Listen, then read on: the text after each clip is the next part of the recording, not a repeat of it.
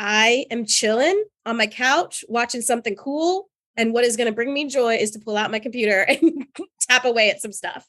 Mm-hmm. And I think that's the difference that threes, again, I don't want threes to ever feel shame for being good at working. It's just that you have to check the motivation and are we adding worth and optics to it? Yeah.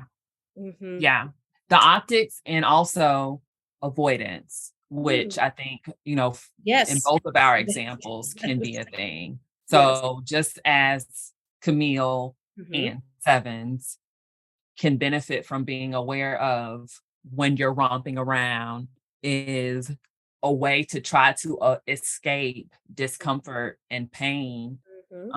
Just knowing that that's the function for your behavior, like that's why you're doing it.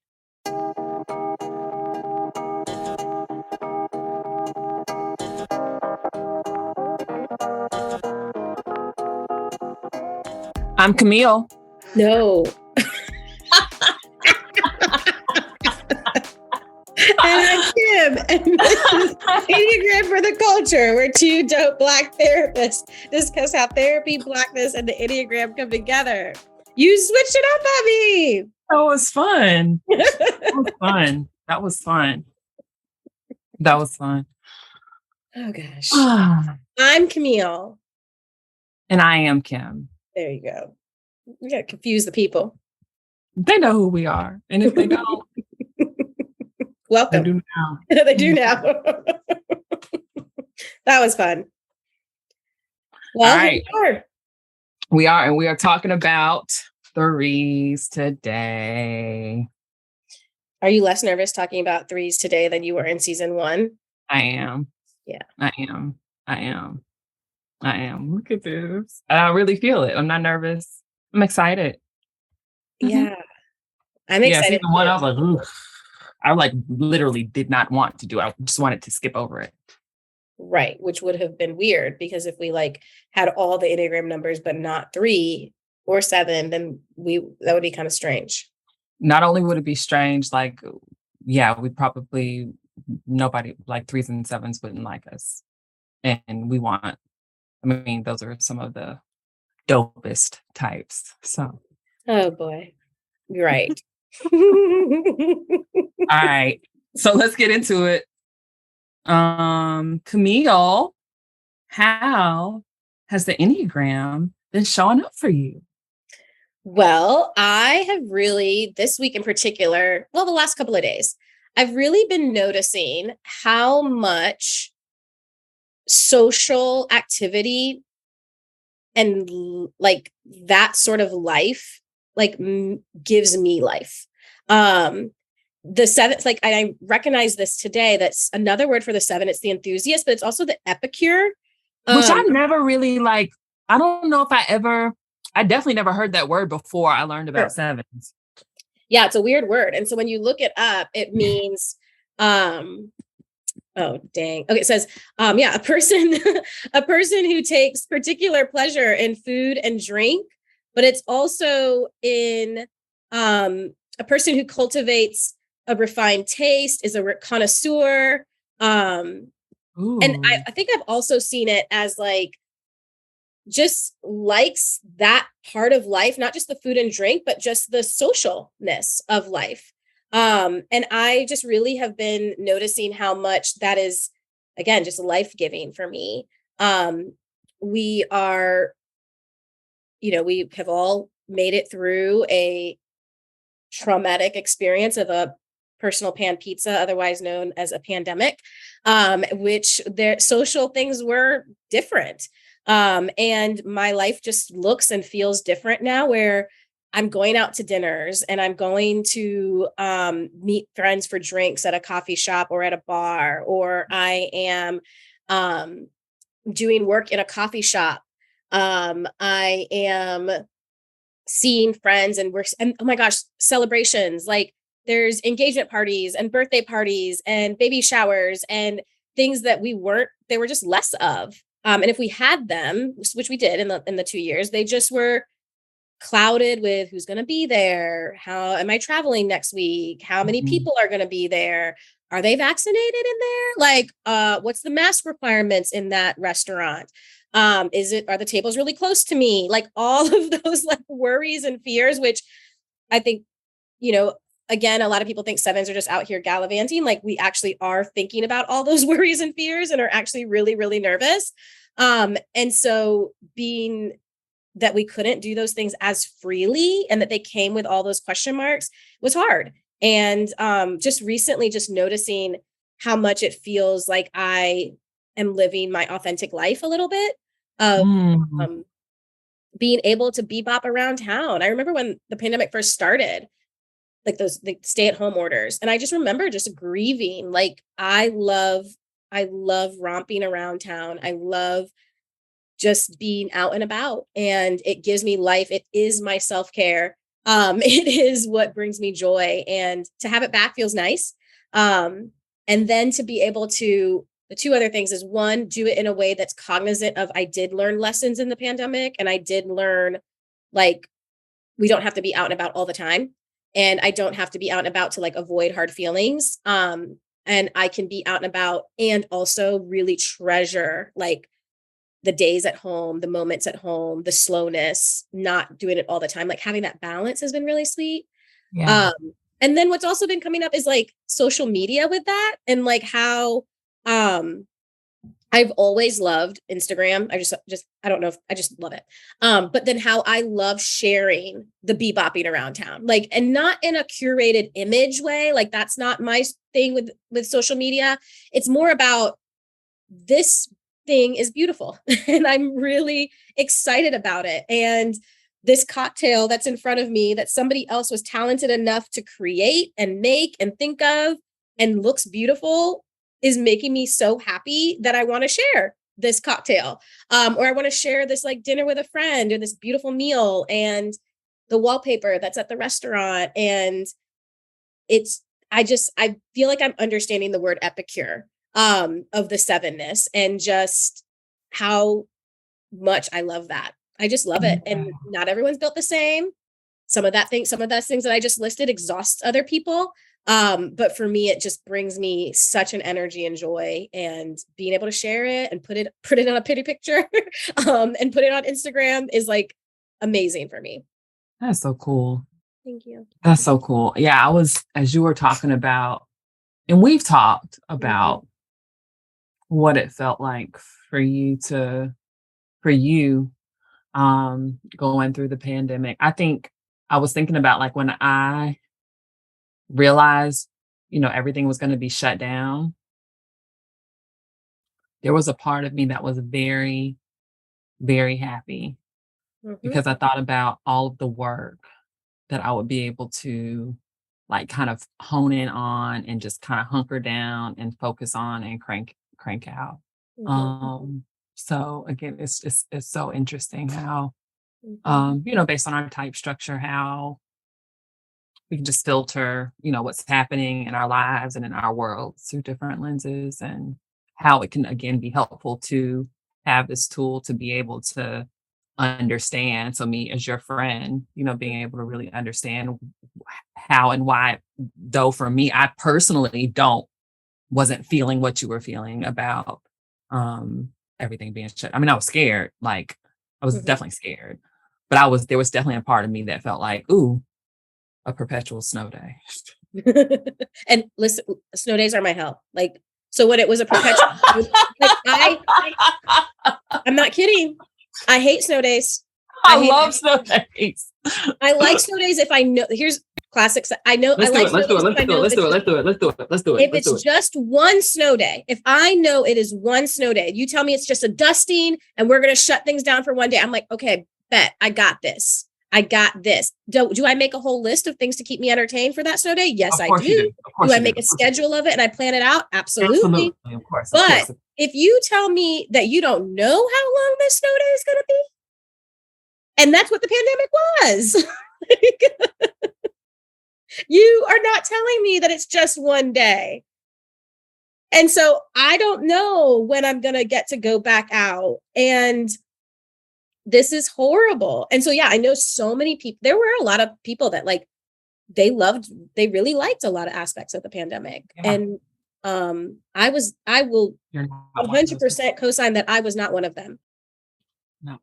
It was not my favorite time, and I'm happy that it's different. And to be honest, like sometimes it feels a little bit like shaming. Like I think that sometimes people can be a little bit shaming around like, oh, Camille's bebopping around and keeping, and it's like, yeah, that's what brings me life. Like I am an epicure, said proudly. That is who I am.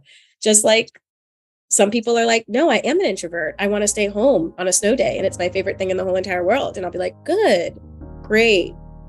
I will not be joining you.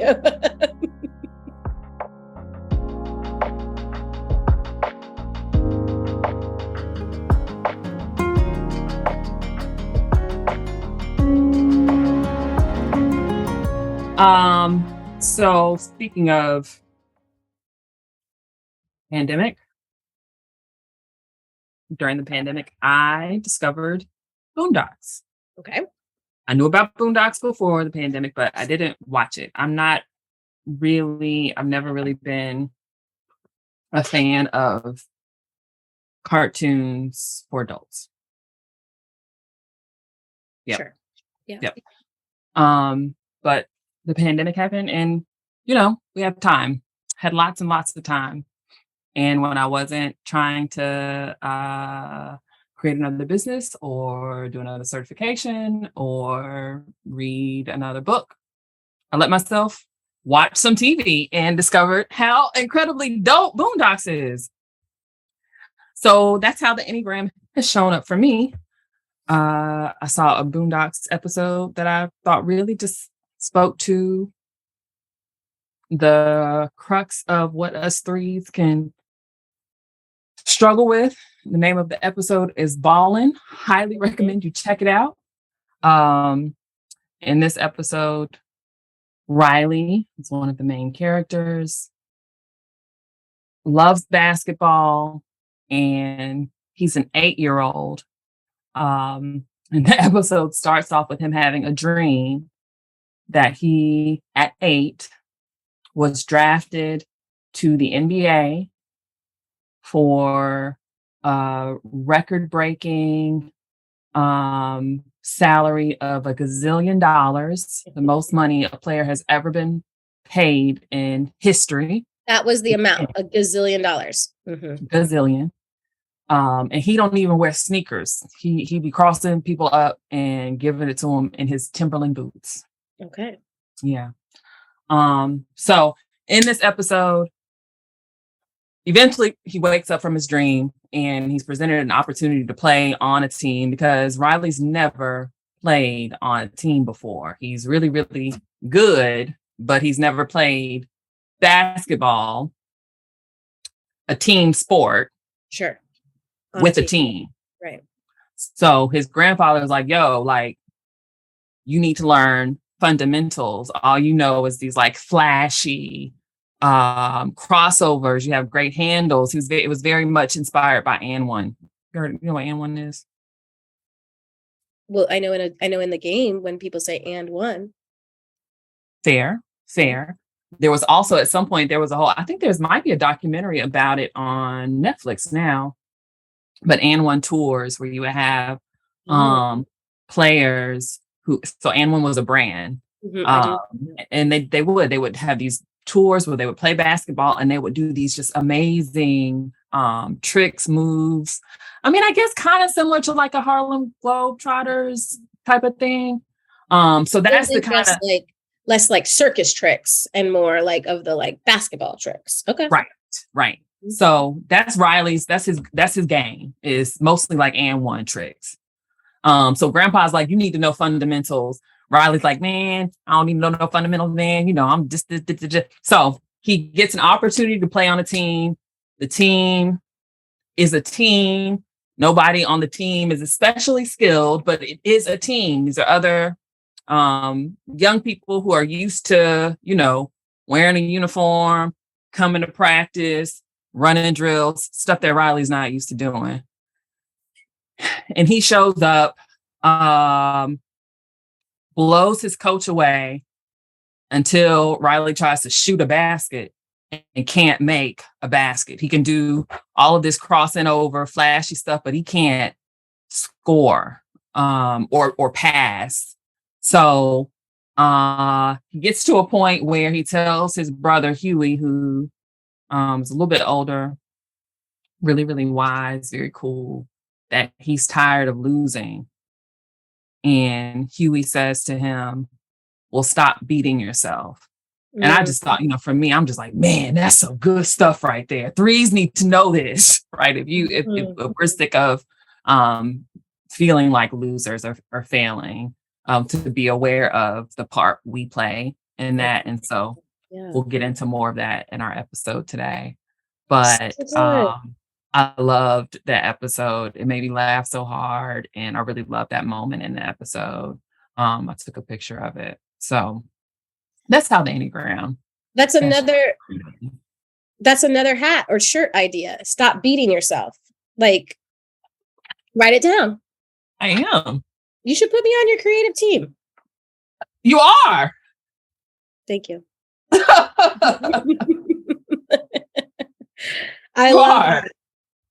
I'm sick of losing. Stop beating yourself. That's great. That is such a great 3 energy and vibe. And it really does match what we're going to jump into today with exactly what is sort of the holy idea for a 3.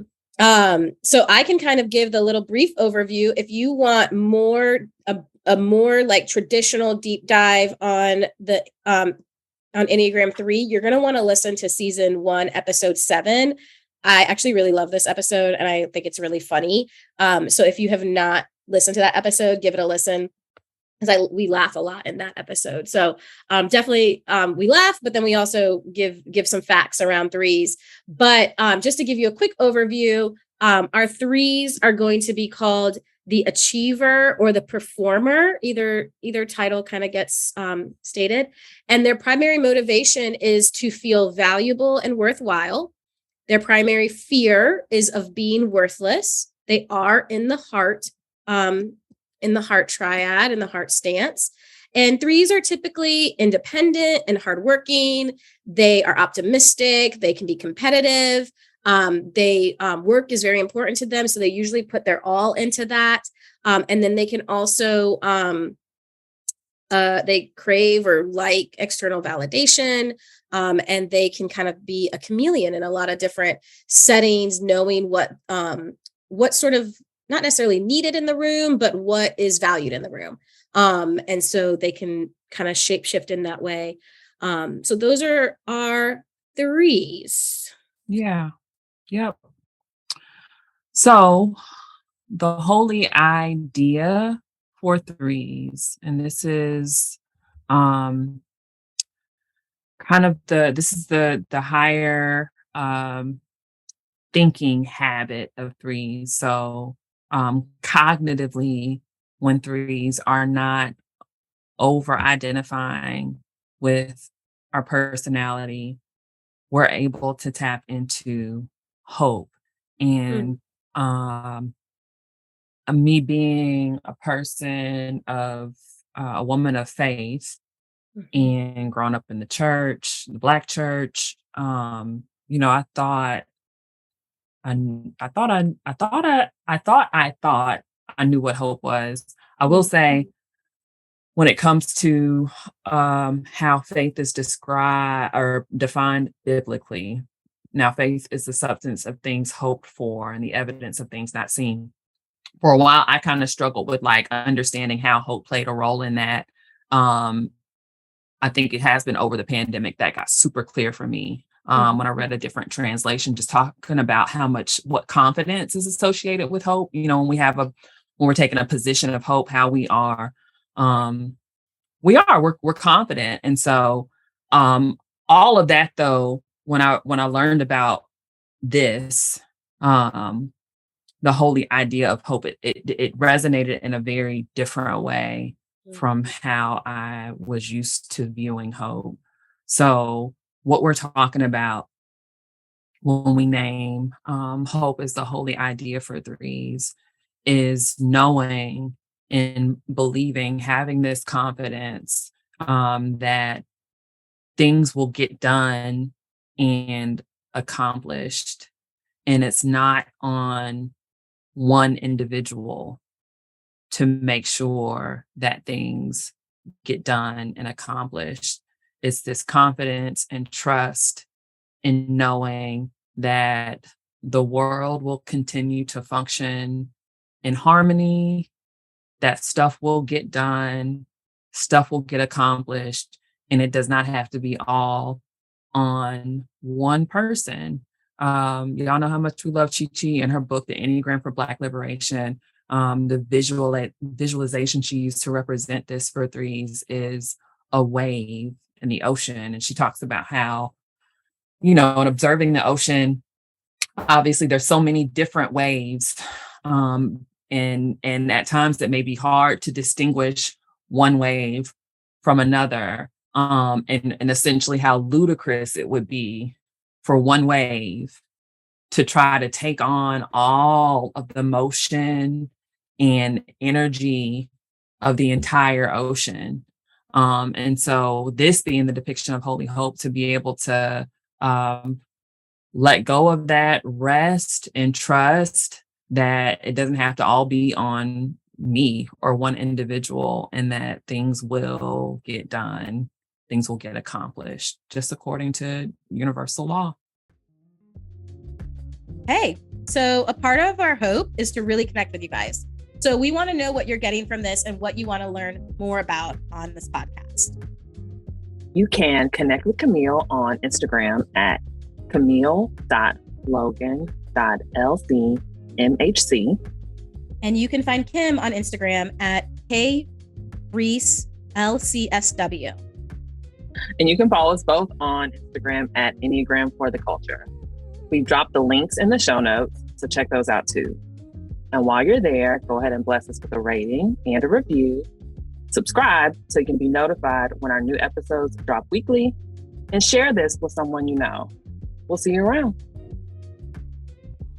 I love that. And so, unfortunately, what happens when threes lose sight of that belief and knowledge and holy idea is they fall into their fixation, which for a three, the fixation is the word deceit.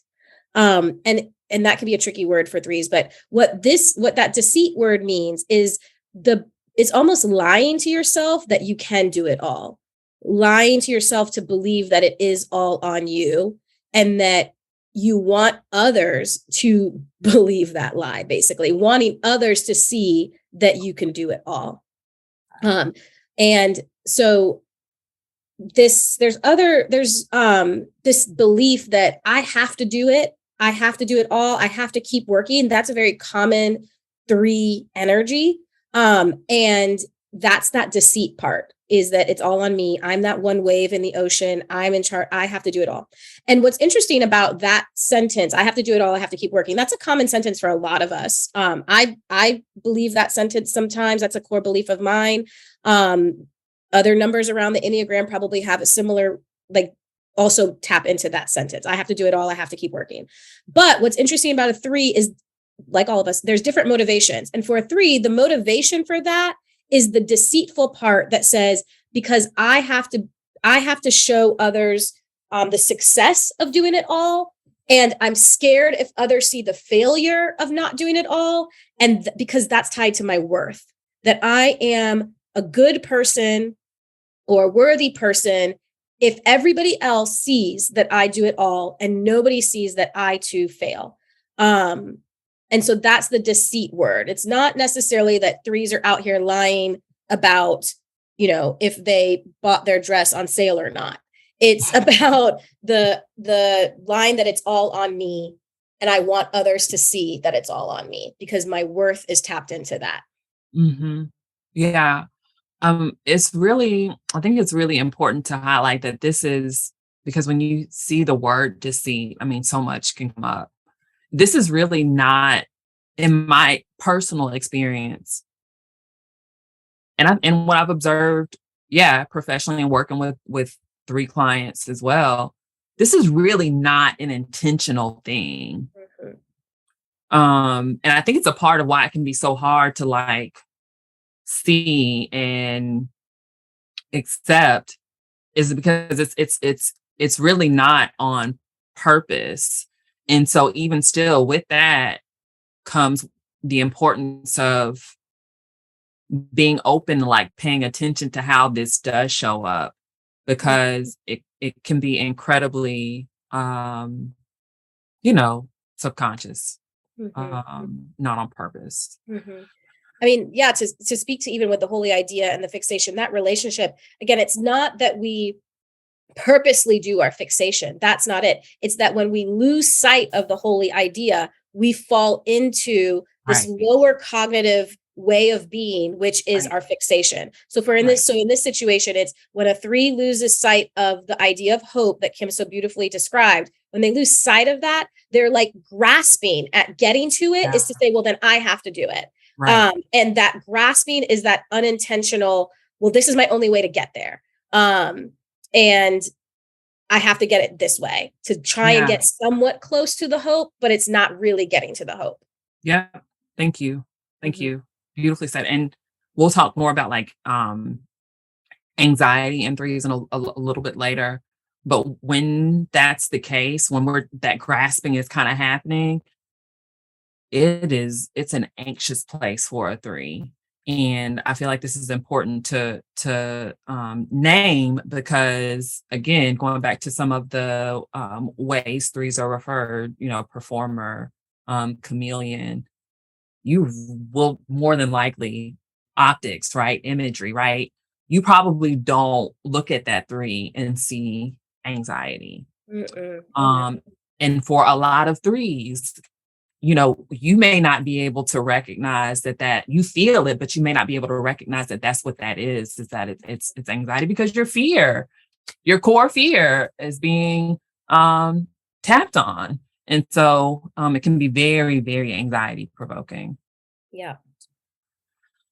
All right. So when 3s are tapped into that holy idea and hope, we exude our virtue, which is veracity. And when I tell you that this helped me so much with overcoming the deceit part and kind of accepting that can be a part of my type structure, to be able to have the language and the clarity to realize that veracity being the habitual pattern of telling the truth about myself and about my abilities to myself and to other people. That helped so much with struggling with, oh my gosh, like you said, Camille, so I'm a liar. So I lie to myself and a lot of other people. So I walk around lying to people. Like, it helped so much with dispelling that, that misconception or that misunderstanding. Because by nature, when we're tapped into hope, we exude this virtue of truth. It's an acceptance and a confidence that comes with knowing who we truly are and not feeling like we have to create an image to feel a sense of acceptance and love and confidence that we can really, be true to who we are and trust and know that we still have worth and value and that we're loved. Yes. I love that word and learning about that word. That's not a word that I commonly use. And so to learn what that meant and to know that I have seen that in my friends who are 3s, and in clients that are 3s, of just that truth telling about their own abilities. And what 3s lose sight of when they are not able to, when they're not exuding that virtue of veracity, what ends up being shown is their passion and what they can struggle with. And that word is vanity. And we talked about that word in season 1 a lot for 3s. But just to define it again, is that vanity in this context means living for the optics, being preoccupied by what others see, And then with that comes this deep need for what others see to be positive. And so that is the passion for a 3 that they can fall into when they are not in line with their virtue of veracity or their holy idea of hope. Yeah. Yeah. So how does all of this show up for Black 3s? Yeah, in my experience and what I've witnessed, Black 3s can be incredibly driven. Mm-hmm. Some of the things Camille's already mentioned, like hardworking, very, very committed to strong sense of like work ethic, committed to, the cause when it comes to work that 3s are connected to, just very, very, very driven. And at times it's definitely to a fault, struggling with a healthy work-life balance, self-care, suffering, because we're so honed in on working. And so how I see it showing up, especially for Black 3s, is, going back to the vanity and desire to be seen as like as admirable. The work that 3s are connected to, oftentimes what contributes to that drive is this narrative that it's for the sake of, our people. So again, being people who are very, very driven, pretty accomplished, 3s are going to end up in some pretty cool spaces. So many of my clients are in spaces where, they're the only one, C-level management, or, running their own business, contracting for other corporations, just like doing impeccable, amazing work, and looking around and they're the only one. And so kind of taking that on as a responsibility to be in those spaces and represent, change things, have an impact or an influence for Black people, is a way that I've seen that show up for 3s. And again, just really emphasizing that, wanting to be seen as admirable, as, just a person to look up to. Yeah. And so being aware of that is important. Because going back to the deceit, like you can lose sight of what's motivating you to show up. And where are we going to talk about this? Is it impractical? No. It's another point for Black 3s, kind of making sure you are intentional in making sure that the work that you're doing, that it lines up with your values, essentially. And that you don't lose sight of that for optics and how it looks to others. And even if it is in line with your values, because you really might value doing that work, still making sure that you're not tying your worth to it. I really liked what you said about wanting that to be admirable, or wanting, yes, I've succeeded, I've made it to this place, and I'm doing this really cool work, and I want that to be admired, or I want that to be a badge of honor, or that gives me worth. That's where we get tricky. And I think about, that we said a sentence similar in episode about Enneagram 2, but a similar sentence different for 3s is, I am loved because of what I do. And that would be, nobody wants to believe that. We don't want to believe that. And we definitely don't want a 3 to fall into that trap of feeling like I'm loved for what I do. For 2s, it was, I'm loved because of what I do for others. And for 3s, it would be, I'm loved for what I do. And that's slippery. And that's what Kim's talking about. that you might be doing baller stuff. Like you might be doing and you probably are. If you're 3, you probably are. You're doing amazing things because that's naturally your gift, but not making that what makes you loved or worthy or admirable. You're just doing amazing stuff because you have the talent to, and we are excited that you're doing it. And we love that you do it. But it does not give you any gain on worth than anybody else. Yep. I'm just letting it sink in a little bit.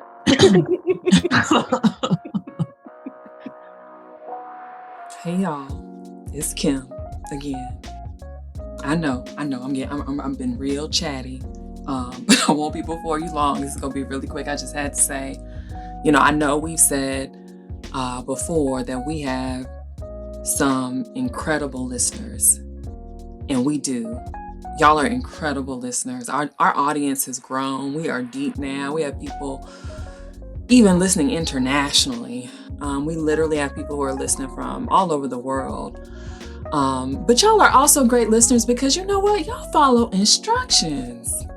You do. I came to you a few episodes ago and I asked you to check out what's going on over at ME, and you've been subscribing, you're telling your girls. And so I appreciate that. Y'all are incredible listeners. We're headed into the latter part of this year, and it's on my heart to get started right away. So I want to extend an invitation to a small group of women for a very specific purpose, for a fraction of the cost, to celebrate the launch of the courses and coaching that's going to be coming out of the Melanated Enneagram, and to get us ready for what is to come in the new year. So if you're a Black woman and you have a purpose in your heart, but you are or have been struggling with motivation, right? And that can look like disappointment, fear, maybe you tired, sis. Or maybe you find yourself wanting to get back to a certain time or energy or version of yourself in order for you to move forward. If this sounds like you, I want to work with you now. This is a time-limited thing. I'm only offering a few slots. This is one-on-one time with me for 2 60-minute sessions, like I said, with very specific outcomes that we're going to tackle here. And it's going to be for half the price of my one-on-one coaching services. If this is something you're interested in, 2 things. I want you to subscribe if you haven't already. And then I want you to hit me up.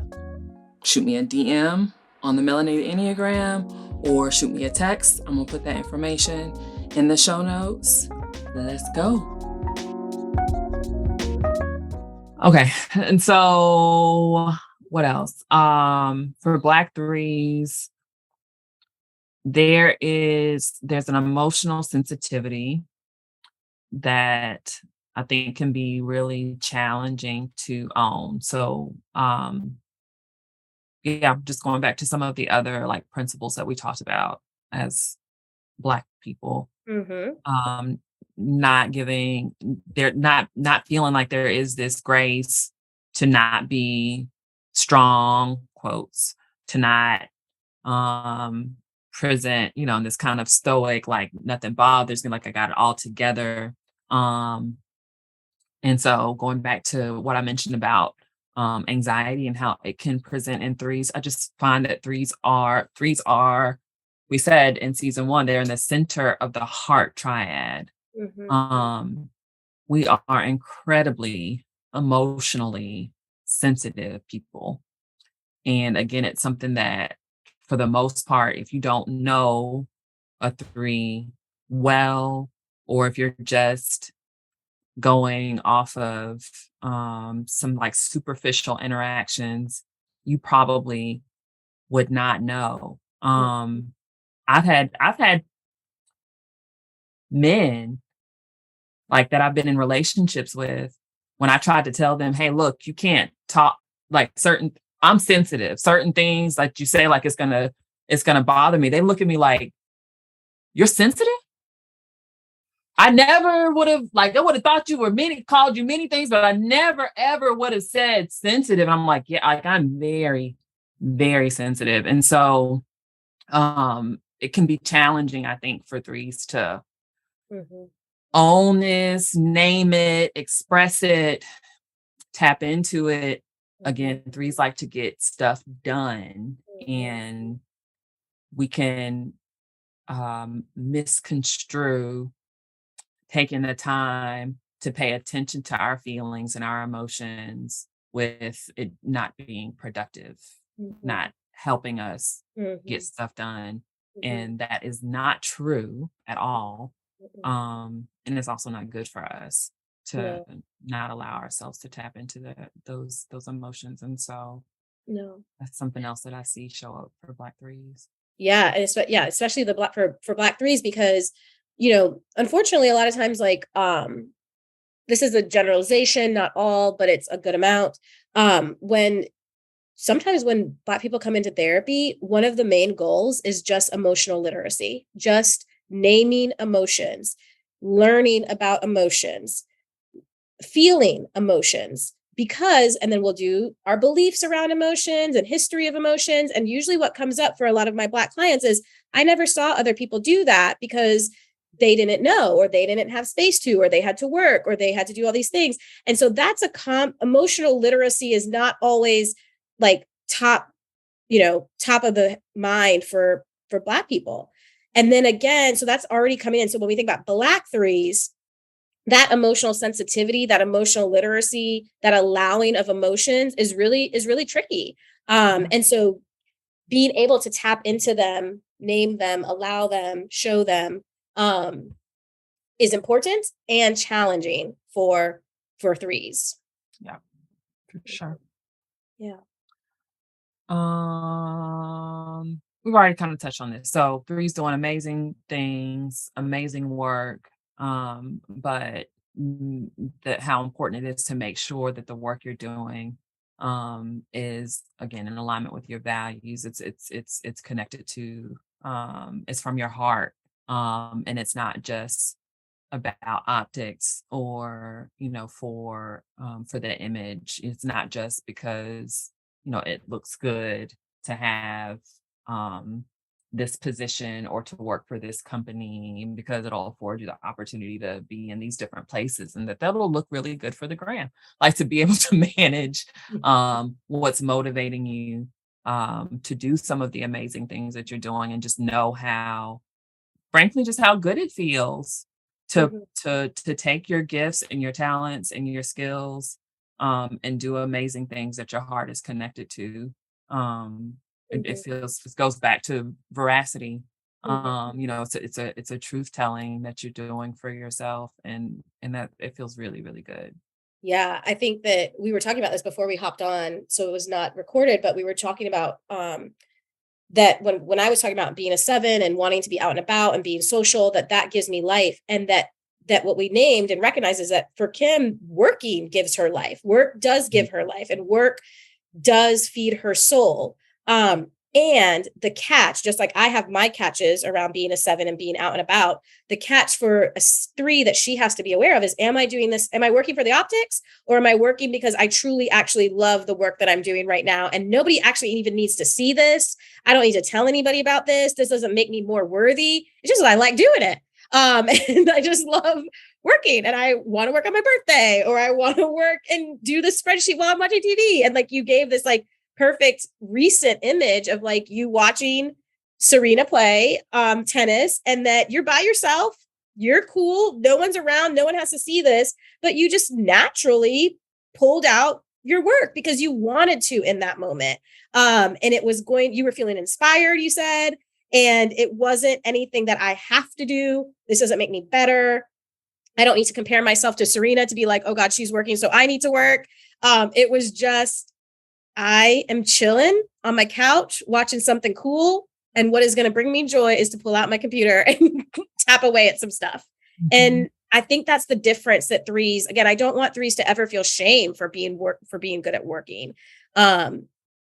It's just that you have to check the motivation, and are we adding worth and optics to it? Yeah. The optics, and also avoidance, which I think, in both of our examples can be a thing. So just as Camille and Sevens can benefit from being aware of when you're romping around is a way to try to escape discomfort and pain. Just knowing that that's the function for your behavior, like that's why you're doing it, can be important. And same for threes, right? That working, it can be about imagery and optics and wanting to be seen as somebody who's competent and hardworking and gonna get stuff done. And at times it can also be because I feel like shit, or because I'm really, really sad, or because I feel like I'm failing at something. And so I'll use work to cope. Not saying it's bad, it's just something to be aware of. Yeah. Because not being aware of it leads to, again, this over identifying with your type. And that's when you slip back into, the fixation and the passion. So, yep, absolutely. Yes. So, what are our practical applications for our Black threes and threes in general? And it really does just what we were just talking about, just really learning, stopping, checking yourself. Where am I getting this motivation from? Is it actually a pure, in quotation marks, place? Is this because I want to and it is giving me joy? Or versus a shame place of I have to do this or else I'm going to be not worthy, or a comparison place of I'm going to be less than if I don't do what other people are doing, or what she just identified too, the avoidance. I have to do this because I'm trying to avoid something else. Those are all not great motivations for doing what you're doing. And we really want it to be that pure motivation of, I like doing this. I want to do this. I enjoy this. And I can do this. And if I don't do it, the world's not going to fall apart. It's just something that I'm wanting to do.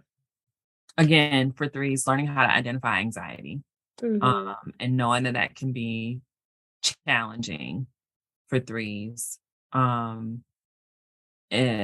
that it's necessary. It can be the process for like learning how to identify your anxiety is going to be different from person to person. But some general kind of tips to keep in mind, especially unique to threes, is these are generalizations, but I would bet on them, and I don't bet. As a three, you could probably benefit from slowing down. Probably benefit from slowing down. You could probably benefit from paying attention to your body. And just that can look like anything as simple as a body scan, or again, just knowing what it feels like when you're anxious, knowing what it feels like when you're feeling, like connecting that to your body. We'll talk about that a little bit more. And routines can be really, really beneficial for threes and helpful with learning how to identify and manage anxiety or emotions in general, because threes can be so, again, driven and busy.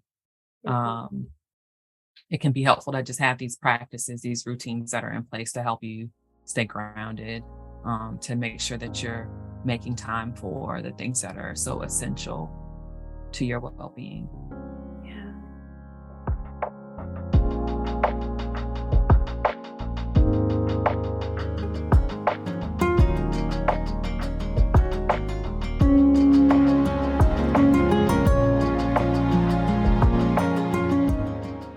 And so kind of leading into that, we actually wanted to do a little quick intentional little practice of that. So a way that threes can do that, what she's talking about paying attention to your body, creating a routine, slowing down, is this meditation where we can actually do it really quickly, is in this moment, just taking a deep little breath, and just arriving in this moment, whatever you're doing, driving, cooking, cleaning, whatever, just kind of stopping for 1 second. And just taking stock of what's going on in your mind right now. What's happening with your thoughts and your cognitions? What are you thinking? How is your thoughts moving? Just focusing on your brain and your mind. And then in this moment, dropping down to your heart space and noticing what's going on in your emotional space. What are my feelings? Are they joyous? Are they sad? Are they angry? Are they easy for me to name those? Or are they really hard for me to name them? What's going on in my heart space? And then dropping down to my body. What's happening in my body right now? How am I sitting? How am I standing? Where am I in space right now? What's going on in my sensations? Am I hot? Am I cold? Am I stiff? Am I loose? Just checking in with my body. Where are my feet? And then just taking that information in, taking a deep breath, and coming back to this moment. And that took us a minute. So that's how quick that routine can be. Obviously, you can do that routine for longer, and I recommend it, but it can just be just stopping. And I actually do this pretty regularly. We learned it from Michael Shahan. We both learned this meditation. I love it. But I'll do this on the go. I'll be driving to work. What's going on in my mind? What's going on in my body? What's going on in my heart? Just to check in, because I have a little bit of similarities with threes on this stuff of kind of moving fast and not stopping. And so just having that little quick practice of naming it. And the guess here, which is not a hard guess, is probably that the heart space for threes, it's there and it wasn't too hard to get to, but that usually you probably wouldn't have paid attention to it. And so just noticing which areas were really loud, which were soft, which felt like a little bit like, I don't even want to think about my feelings right now. Just noticing what kind of comes up for you. Yeah, I love that. I love that and agree that it's a really important and helpful practice to try to incorporate into your routine. And yeah, it definitely doesn't have to take long. I love to just try to tack stuff onto things that I already, have to do. Yes. Yes. You're driving, and you'll do this check-in.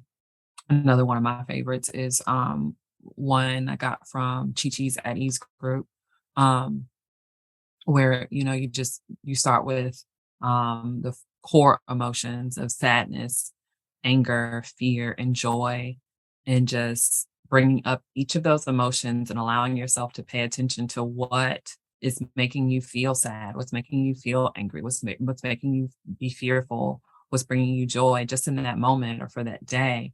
And allowing yourself to just get curious with what comes up, paying attention to where you feel those emotions in your body.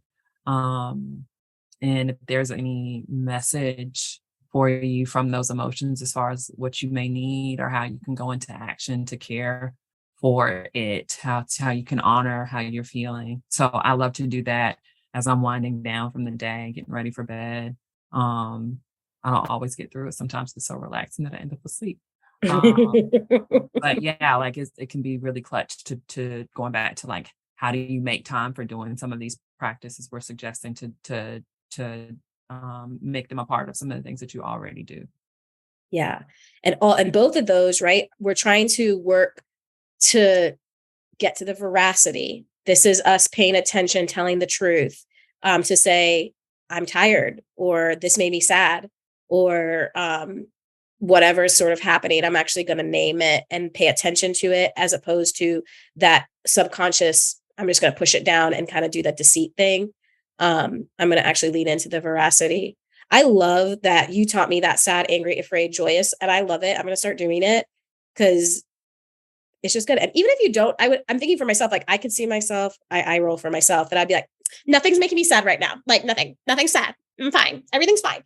But if I have to like force myself to be like, no, what did make you sad today? There was something that made you sad, even if it was just like something small, but just getting used to connecting to that feeling in the small ways. And then there are going to be days that's like, no, that really did make me sad.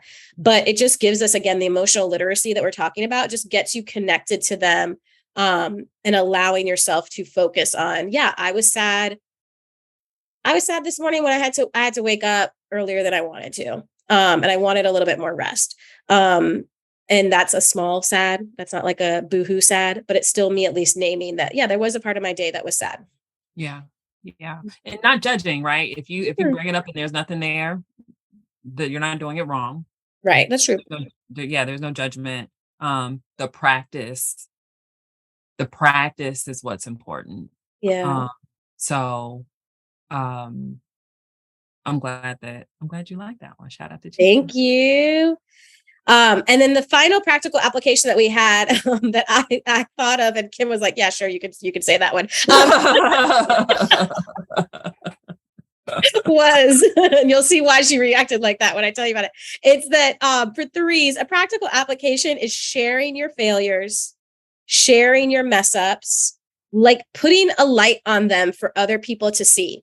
I'm going to put in big, bold letters after that, in safe spaces. So because sometimes it's really not safe, or it'll like be detrimental to your career, things like that. We do not want you losing your job and not being able to pay rent next month. Please don't do that. But in your safe spaces of your friendships or your loved ones, people that truly love you, sharing your failures and your mess ups, failing, so that they can say, oh, well, I still love you anyway. Like, that's okay. Like, that doesn't change how I view you in my life. And so that threes can experience, one, the discomfort of sharing the failure. You're not going to die. And then they can experience that discomfort, work through that discomfort. And then they can also see an experience where, I was not shunned away. I was not cast aside. I still have value, even though I shared my failure or my mess up. So being able to do that. I think that sometimes, though, when I'm saying this, sometimes what can happen for threes is they can do this with the lens of the optics still. I've seen that happen, that threes will say, oh, you want me to share my failures? Well, I'm going to do it in a way that looks like very vulnerable. And I'm actually going to get points for that now, because look, I'm being very vulnerable. So even checking that motivation, like, we don't need to overly share just so that you look like you're a really great sharer. Right. Share with your people that feel safe, that it's not a show, but that it is still the experience of, I'm sharing my failures, so that I can experience that I'm still loved, and I can experience that sometimes we fail, and that the world will still keep turning, and it will be okay. Yeah. I just can't speak enough to how it really may feel like you're going to die. Mm-hmm. It really may feel unbearable. I think I've said this before. I really did not have an understanding of what I was afraid of. I always thought I was afraid of snakes and losing my parents. I always thought that those were when people ask me about my fears, I thought that was it. And to land on my type as a 3 and to learn that failure was a fear of mine, that did not click for me for a while. But going back to the first episode in the season where I talked about, some of the things I've gone through over the past few years, that they were failures. It didn't turn out the way I planned for it to. I put a lot of hard work and intention into it, and it still didn't work. And so when it has been time, when I've been faced with sharing that with people, I still will have a physical reaction, like sweat, heart racing, it really. So going back to your point, as far as, being able to distinguish when you are doing it for show, when you're doing it because you listen to our podcast and you learned about threes and you learned that this is what this is supposed to look like, versus really, really doing it, you'll probably feel the difference. Mm-hmm. Yeah. And it's worth it. It's so worth it. It is so worth it. Yeah. Yeah. Because you get to see that I'm still okay. I'm still loved. Someone gets to join you in whatever feeling you're feeling. Yeah. So worth it. Yeah. That we talked about, shame for the types in the heart triad in season 1. And in one of our recent episodes, Camille brought up Brene Brown, who, you know, we do love. And, you know, there's some evolution that can take place there as well. But what she does and the research she's done on shame, and what's happening when we're talking about sharing, you know, you're shedding light on shame. It can't grow, it can't thrive when you're exposing it, when you're shedding light on the things that you're, you know, struggling with, your failures, where you've messed up. The more you feel like you have to kind of hoard that, you have to keep that internal, you can't let people see that, the more that shame is going to grow. And my hope for you, whoever's listening, is that you learn how to let that go. Yeah. Yeah. That's it. That's our ending note. All right, I'm going to go work on some t-shirts. What were the 2 sayings? F shame. F shame. And I'm sick of losing. We'll stop beating up on yourself. I love it. I'm picturing I'm sick of losing, stop beating up yourself. I'm picturing a pocket tee and block letters of that. And then you need to put from Boondock, because that's also going to be a conversation starter. Thank you. We can set up. We'll set up another meeting to talk. And then that can be also on the hat. That same block of the hat is on the top of the hat. The block of writing, that's going to be on the front of the hat too. That's going to be cute. And F shame can go on the top of a hat, real cute.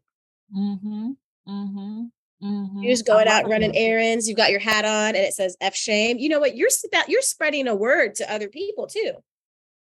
The grocery store attendant is going to be very glad that she got a message when she was checking you out. To F shame. To F shame. And that's going to be a conversation starter too. And you're all about some conversations in the grocery store.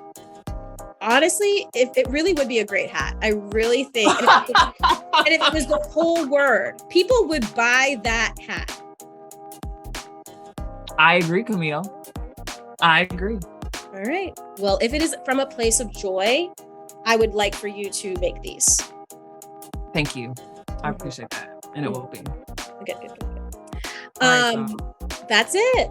That's a wrap. We'll see y'all when we're diving in and talking about our 4s. Yes. We'll see you then. See you next episode.